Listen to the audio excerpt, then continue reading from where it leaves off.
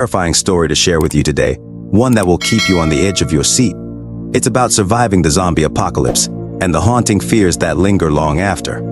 Let's dive into this spine-tingling tale. I outlasted the zombie apocalypse. The outbreak of honest-to-God zombies was a decade ago, lasted 8 years. And of course, when it was over, it was all about getting back to how things were. Well, not exactly as they'd been before, but the US dollar, re-established.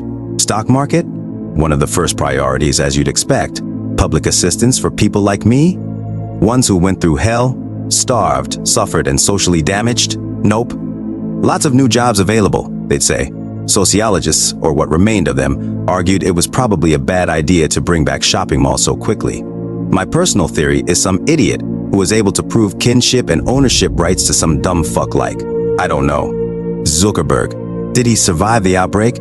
I haven't checked. Well, I think he found some others like him and gathered them together and spoke in the ears of just the right people to explain how easy it would be to do. And how. Sure, their deeds and words and whatever urine they pissed all over their property meant fuck all when dealing with the thousands of zombie squatters over several years.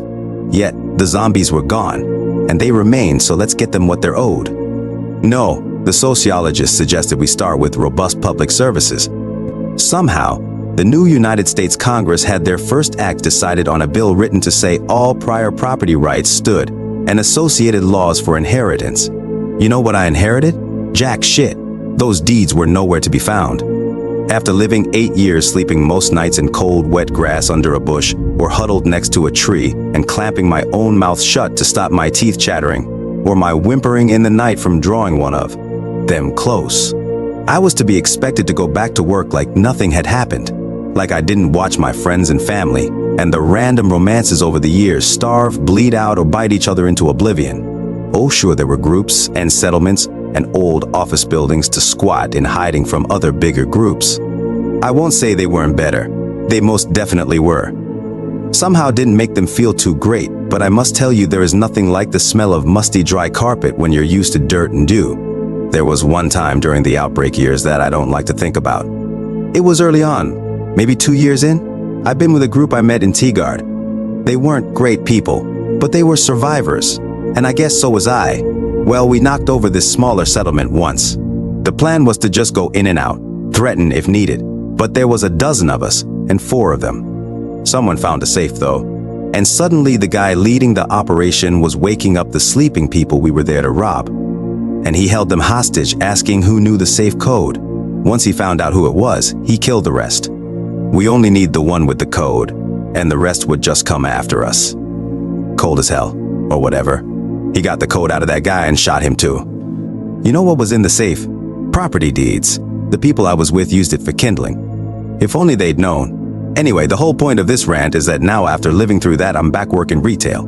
Yes, retail. The good news is that though I worked retail in a shopping mall, it was an outdoor one. And in more good news, video games have made a comeback.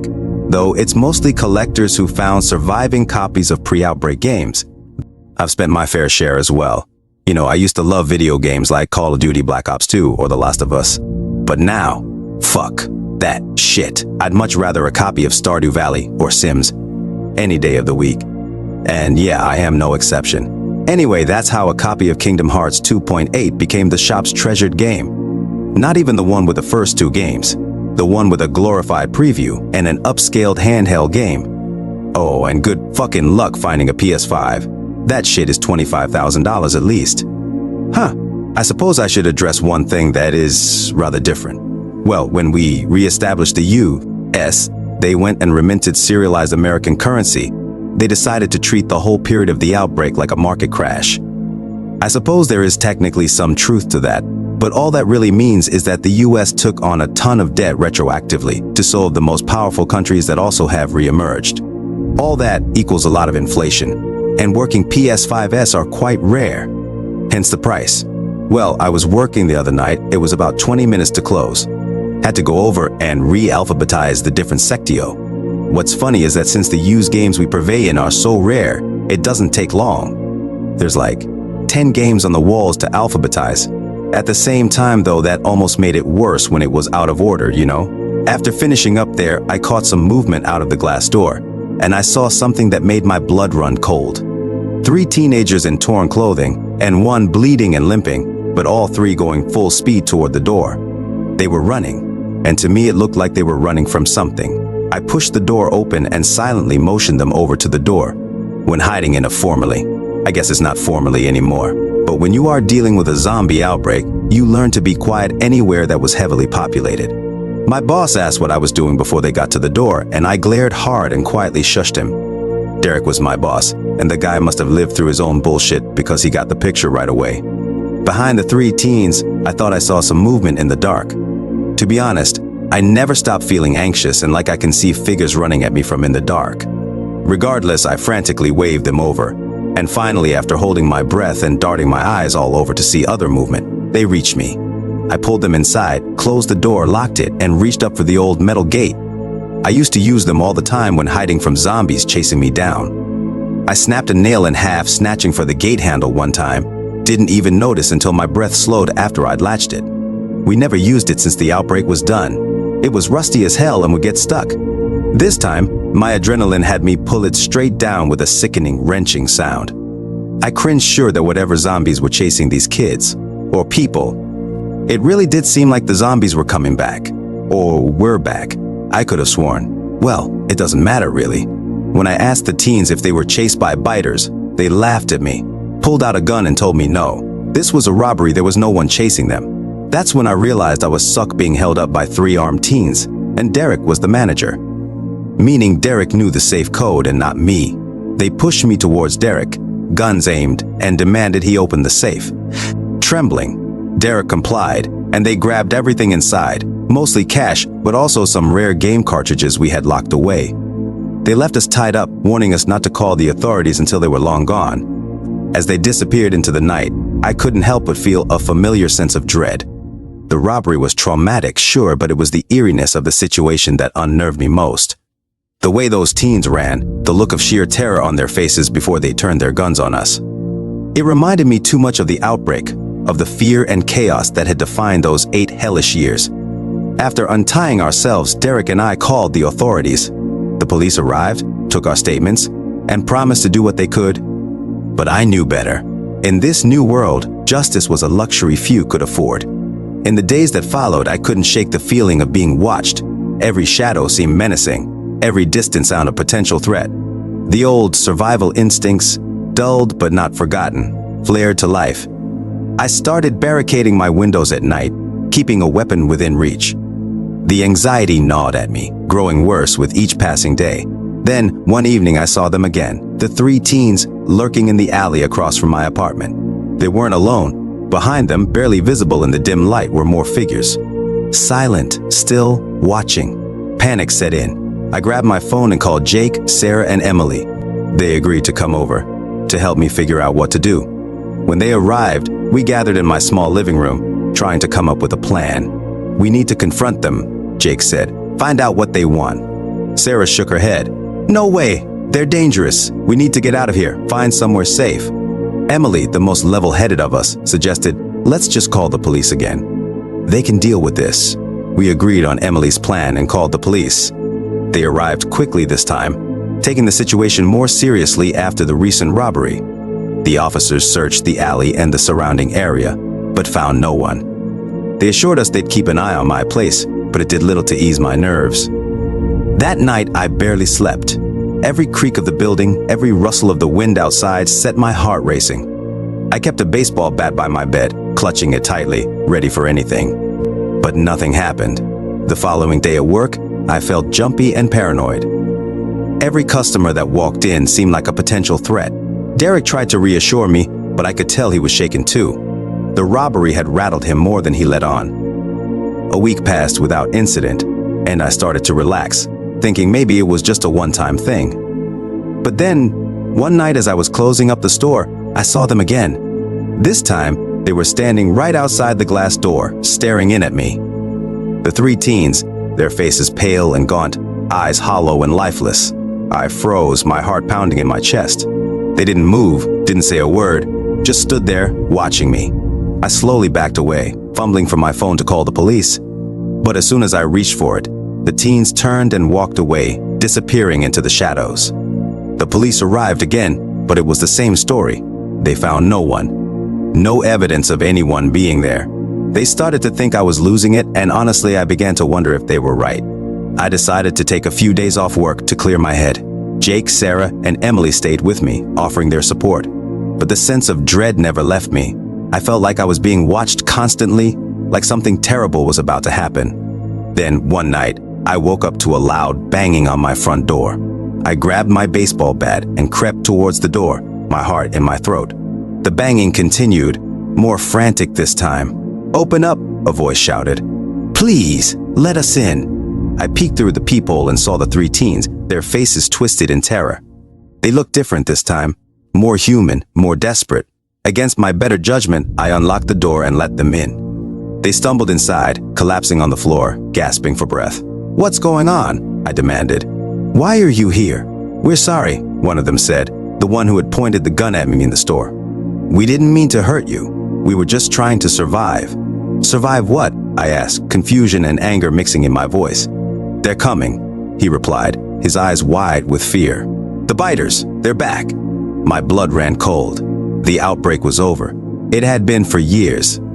But looking at the sheer terror in their eyes, I knew they weren't lying. "Why didn't you go to the authorities?" Emily asked, her voice trembling. "They wouldn't believe us," another teen said. "No one would. We've been on the run, trying to find somewhere safe." My mind raced. If the biters were back, if the outbreak was starting again, we had to get out of the city. We had to find somewhere safe, somewhere we could defend ourselves. "We need to leave," I said, my voice steady despite the panic rising inside me. "Pack what you can, we're getting out of here." Jake, Sarah, and Emily moved quickly, gathering supplies and weapons. The teens helped too, their faces grim and determined. As we loaded up my car, I couldn't shake the feeling that we were being watched.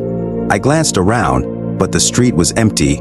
The city was eerily quiet, like the calm before the storm. We drove through the night, heading towards the countryside. As we left the city behind, I felt a glimmer of hope. Maybe we could find a safe place, maybe we could survive this. But deep down, I knew the terror wasn't over. The biters were back, and this time, there was no guarantee we'd make it out alive. The next few days were a blur of driving, scavenging for supplies, and finding places to rest. We avoided the main roads, sticking to back routes and abandoned buildings. The further we got from the city, the more desolate the landscape became. One night, we found an old farmhouse and decided to make camp. It was isolated, surrounded by fields and woods, and seemed like a good place to lay low for a while.